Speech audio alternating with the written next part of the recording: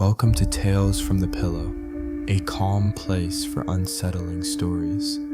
If you enjoy the quiet dread before sleep, subscribe and let the stories keep you company in the dark. My name's Ethan, and a few months ago I moved into a shared apartment with a girl named Lena. Rent was cheap, the place was clean, and Lena seemed normal enough. I found the listing online, sent a message, and within a few days I was moving my stuff in.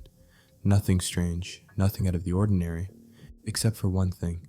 When Lena first showed me around the apartment, she paused in front of a locked door at the very end of the hallway. She pointed to it, gave a kind of awkward smile and said, "That one's always been locked. Landlord says not to worry about it." I remember laughing. "Mysterious." She shrugged. "It's probably just storage. I've never really thought about it." And to her credit, she didn't. In the weeks that followed, Lena walked past that door like it wasn't even there. I would have believed she'd genuinely forgotten about it if it weren't for the mirror. There's a mirror mounted to the hallway wall, just a cheap rectangular one with a thin black frame. It's positioned directly across from the locked door. I didn't notice it much at first, but eventually I started catching weird glimpses. Sometimes when I'd walk past the mirror or glance at it from the kitchen, I'd see the door open, just a crack. Just enough to see the dark gap inside. But every time I turned to look in real life, the door was shut tight. I even checked it once, just to be sure. Still locked. I didn't say anything to Lena at first. I didn't want to seem paranoid. I told myself it was just some trick of the light, or maybe the mirror was warped. But the more I noticed it, the more impossible it became to ignore. One night, I stayed up late watching TV. Lena had already gone to bed. I was on my way to the kitchen when I froze in the hallway. The door was wide open in the mirror. Not cracked, not slightly ajar. Open, and there were people inside. I couldn't see them clearly.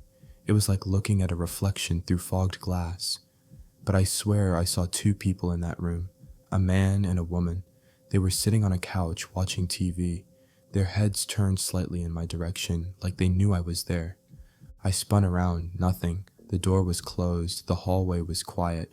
The apartment looked the same as it always had. I looked back at the mirror. The door in the reflection had closed. I stood there for a long time, unsure if I'd just hallucinated the whole thing.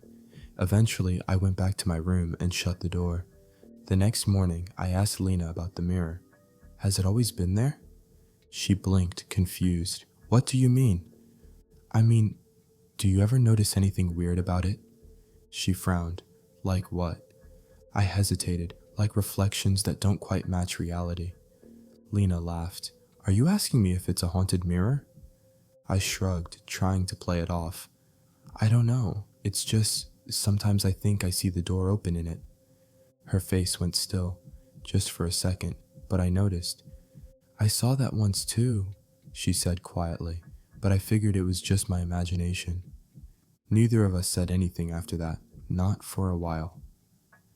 That night, I sat in the hallway. I pulled a chair from the dining room, positioned it facing the mirror, and just sat there watching.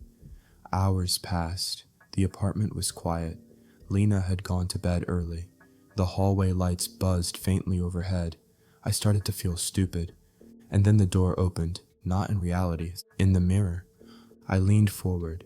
The room beyond the door was lit with a soft, warm glow.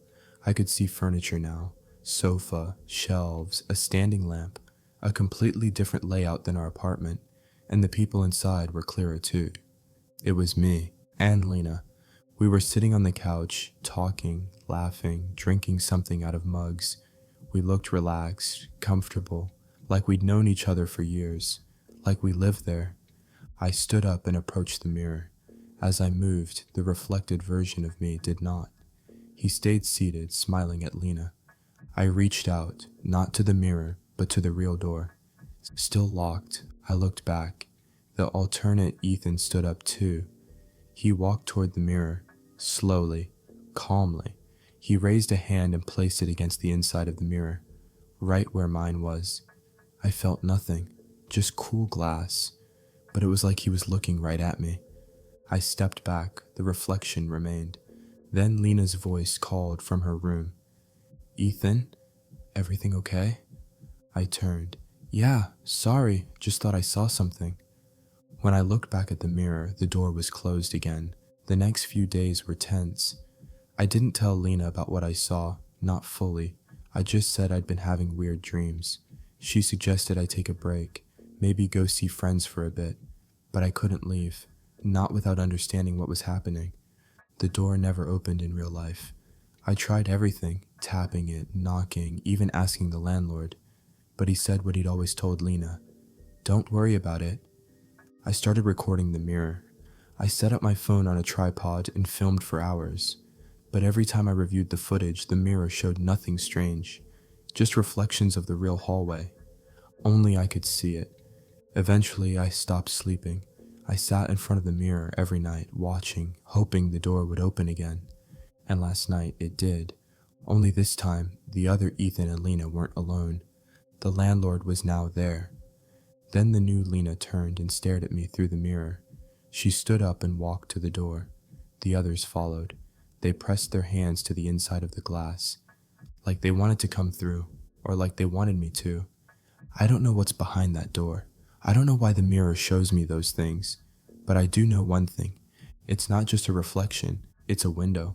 And one day, that door might open for real. I just don't know if it'll be them stepping through, or me.